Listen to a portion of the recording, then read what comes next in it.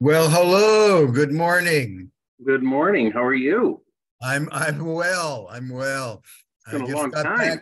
I just got back from my morning walk. Looking at the milestones of our history, I stumbled across just a simple statement but in 1983, um, your group started two things, social justice and the beginning of a food program with LUM. Oh, Air, grow a row and row a row. yeah, and yeah, yeah. And So, we had a community garden uh a couple different places. It was around the whole, I mean, what was motivating that was something deeper, not just a project, but LUM had been doing a lot of direct service programs, and I wanted to diversify. Maybe you've heard me talk about the three legs of LUM Social Ministry. One is direct service, and that's the easy one. yeah, yeah. It's easy to create a jubilee. It's easy to have a food pay. I mean, not that it's not work, Mm-hmm. Mm-hmm. but it's the easy work, and you can invite people to support it, but it's not going to change poverty. Well, and it's very one-dimensional, right? It's Yeah. Oh, that's one a good way to direction. put it. That's a Yeah, great way to put it. It's like, it's one dimensional, and it tends to blame the poor for being poor. A lot of our social welfare programs have been built around the idea, let's shame them so they'll never take advantage of them. The second leg, as I saw it, was empowerment. mm-hmm. And community gardens kind of was an effort in that arena. Mm-hmm. And then, of course, the third one was policy. Right. Change the social structures, and you change poverty. Right. So, and that's the social justice piece, or part of it. Yeah. But what's important, I thought, was that those three were tied together. They weren't just projects, but there was a underlying understanding that, frankly, I didn't have in the beginning. I learned a lot. Like, have you read? I dug back into my memory bank. Michael Harrington. You know that name? I know Pat Harrington, but I don't know Michael Harrington. No, he wrote a book in 1963. Okay. Called The Other American. Oh, that sounds more familiar. Yeah. And it was actually one of the sparks that led to the war on poverty. Oh, okay. So it was a very important book and widely read. And it helped America realize, at least at that point, that poverty was more than just alms to the poor. So let's just say Ron, that his strong suit is that he could bring people together, and it was an era when Presbyterians, Methodists, and Episcopalians all wanted to do something in the city. Gotcha. So there was talk about Zengeist. That was a moment in time. I guess in my head, I was thinking, at least beginning to think about, it has to be more than direct service. I'm a product of seminary education in the late 60s and early 70s. And I went to school in Pittsburgh because I wanted to be involved in, I'm not sure we called it poverty issues at the time, but, I wanted to be involved in in transformational work. So coming forward to LUM, I thought, we had this strange program called the Advocacy Program. The current staff, what I inherited, didn't like it. They didn't like it, And Joanne Habinger or Holland, boy, she was do you know that name? I don't know. It might be in your records. Well, she was the driving force, and she was a little, she didn't want to embrace LUM because, I think she felt that maybe they would destroy the program. Yeah. So, I had to reassure her that I thought it was a great idea. Her idea was that it was, receiving various benefits, whether it be food stamps or rental assistance or the township trustee, was fraught with problems. It was not an easy job to apply. And so the advocates under her tutelage were trained in knowing how these programs operated. And that's how we got into township trustee stuff. It was from the ground up. It was because we knew people who stood in line outside our front door every morning seeking an advocate. Well, I just remember that, we discovered in the little crawl space under our front porch that somebody was living there. And that was just like, whoa. I mean, somebody is living under our porch. And so, back then, we had a program committee that met, and so we had discussions, and then we had board discussions and staff to go, what can we do? And we just decided that Joe Micon would give up his office upstairs in that building. I don't know if you ever were in that building, were you? Over Central? Yeah. And no, I wasn't. Okay, well, it was a house, and he gave up the upstairs, and we got some cots, and I think some of our initial volunteers were from St. Thomas. Gotcha. Homelessness before that was taken care of by giving somebody a voucher for the Lar House, which I understand is a very fancy address. Yes. And we carried on. I think it was around that point. I left. When did I leave? 88, 89. I'm not sure. That Joe came on the scene, and he, I think that was one of the initiatives for the building. And I think they still carry that through. So what was I looking for?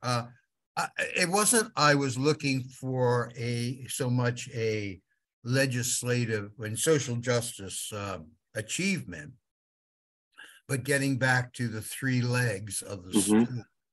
I was looking that the ministry would be rounded, well-rounded, that we do our goody good Jubilee Christmas. Everybody loves Jubilee Christmas, but we kind of transformed it in a way, and that, and I think they still carry this on, where poor people and well-to-do people interact. Oh, yeah. You get those leaders from the churches to come together. I think it's worth delving into the idea of Jubilee, which is outrageous, that every 50 years debts get canceled. Now, who would do that in America? So, I mean, I think this is some of, what motivated me was some of the outrageousness of the gospel. And I think if you just focus on projects, you lose some of that.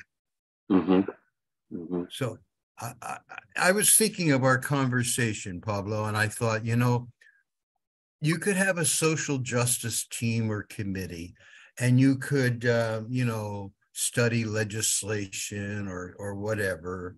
And you should, you should know what's going on. But I think as an organization that has its roots in people of faith, that spending some time understanding the social aspects of that faith, and maybe not just Christianity. But I wanted to mention, I think, how did all this get started? I think it was an evolution of myself and others, and it required some study and reading. And so I want to recommend the Michael Harrington book, Other America. I think it's a pivotal book, and it's outdated, of course, but it really looks at America, which hasn't changed that much, because the current book of Poverty by America, have you heard of it? Yes. A guy by the name of Matthew Desmond. He's been on some of the talk programs recently. The book just came out, and basically it's, very thumbnail. He's talking that, poverty has been persistent in America, in Harrington's time, about 12.5%. And now it's higher, 13%. Why? And he says his thesis, and he goes on to explain it, is that poverty benefits. It benefits middle and upper income people.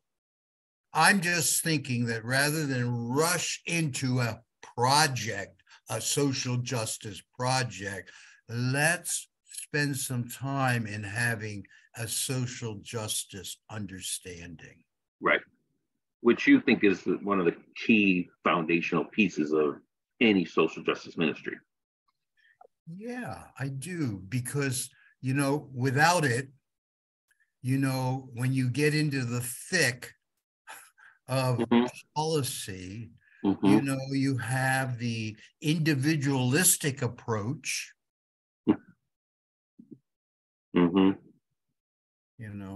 and then you have you have more of the socialist approach. And then you have, people of faith who are, they don't know where they come down. They kind of forget that Jesus didn't come just to save souls. Actually, that wasn't his primary purpose. I mean, when I would talk, I often would go and I had a little talk based on another book, John Howard Yoder. Do you know that name? Well, he's written quite a few books. One, I did a quick look, and I couldn't find the book that was kind of like my companion to the Bible.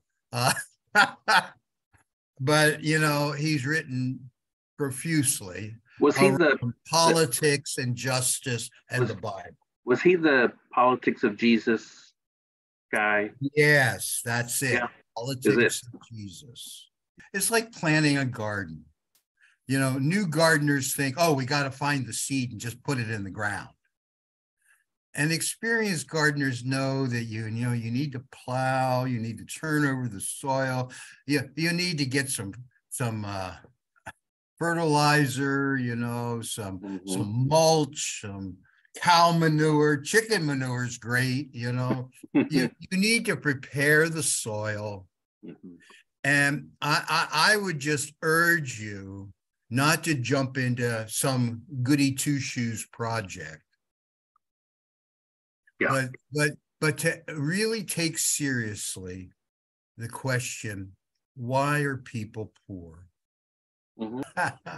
Well, I mean, it's not the years, it's how we affected the way people do church in Lafayette, Indiana.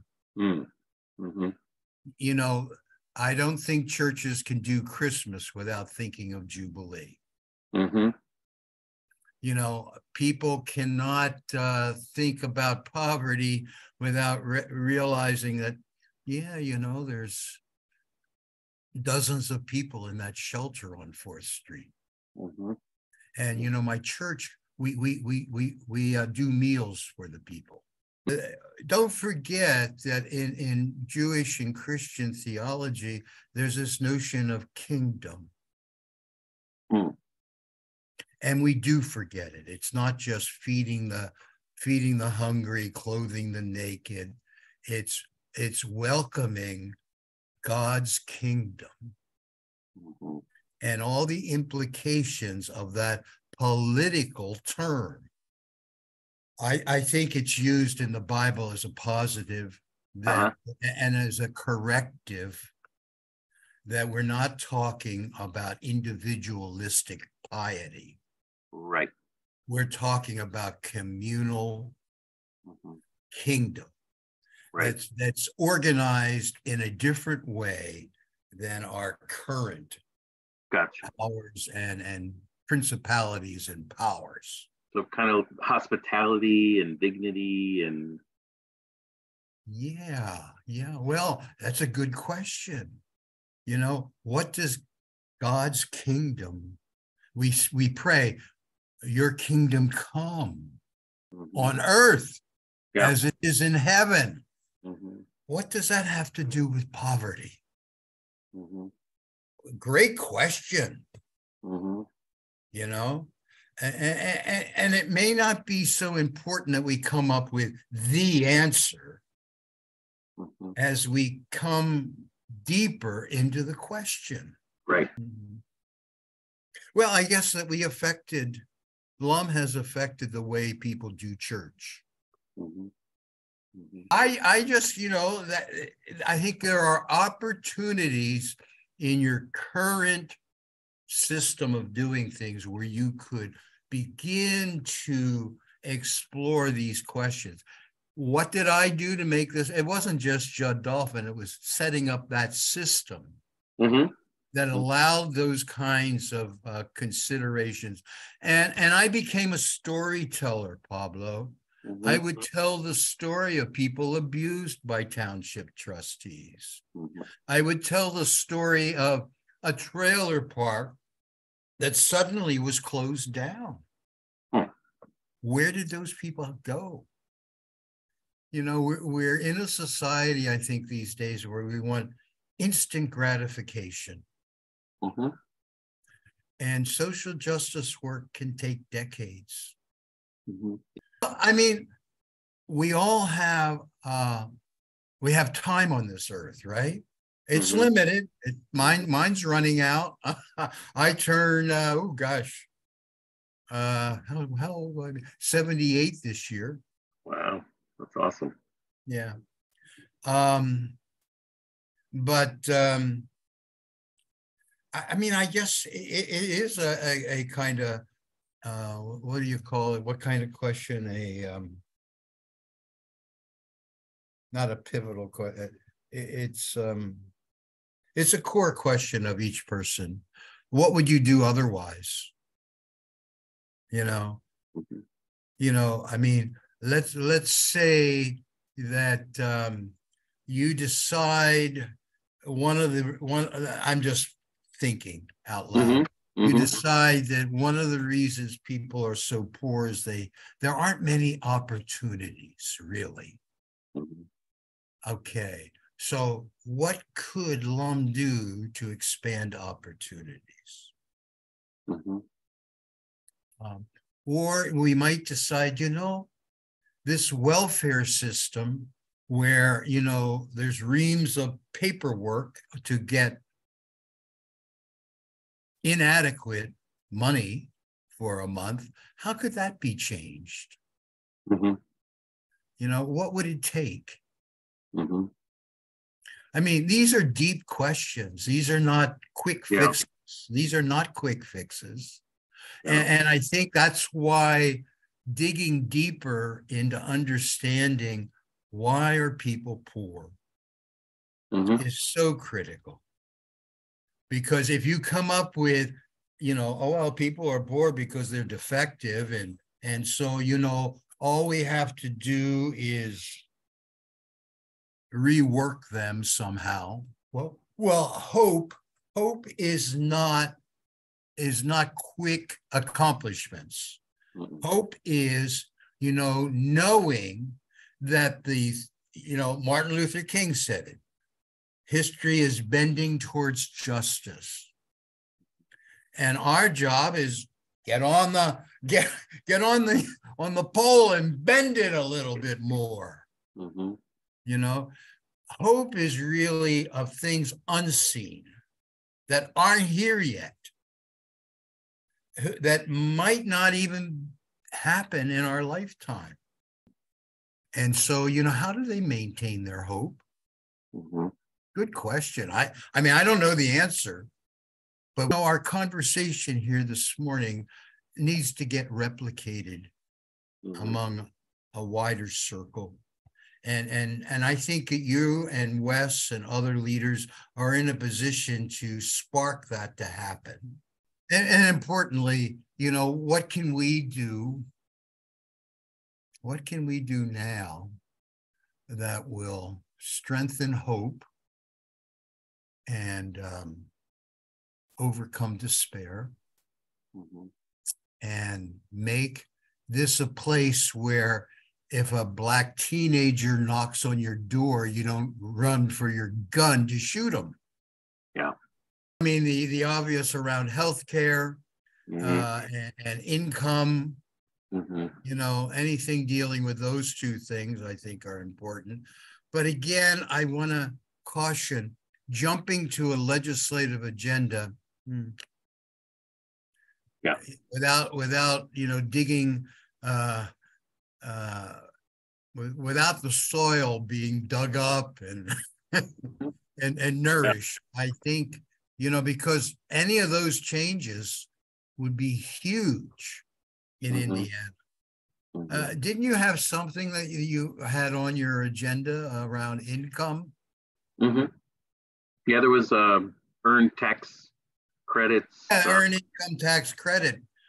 It's proven. Yeah. It lifts children out of poverty. Why wouldn't we want to do this? And let's not dismiss politics. I mean, it is political in the sense that it takes a decision for all of us to come together and say, this is a good idea. And that's politics in a hopeful way. In a kingdom way. Yeah. Thy kingdom come. Earned income tax credit. Yeah. One small step. I think we get new ideas from people who have spent time thinking about these things. Yeah. You just don't know what can happen and what one little spark. I mean, Bakley said, why do we pay hero with other people's children? And here we are, 30 years, 40 years later, and, Christmas is done differently in Lafayette. Well, I appreciate you so much, and I hope that you realize how much we think about you. And oh, well, thank you. And appreciate that you're still willing to talk to us and share. Yeah, of course. Of course. Yeah. I don't take that for granted. Let me just put it that way. Oh, thank you. All right. Well, thank you, sir. Bye-bye, my friend. Talk to you another time. It was wonderful. Thanks. Bye. Bye-bye.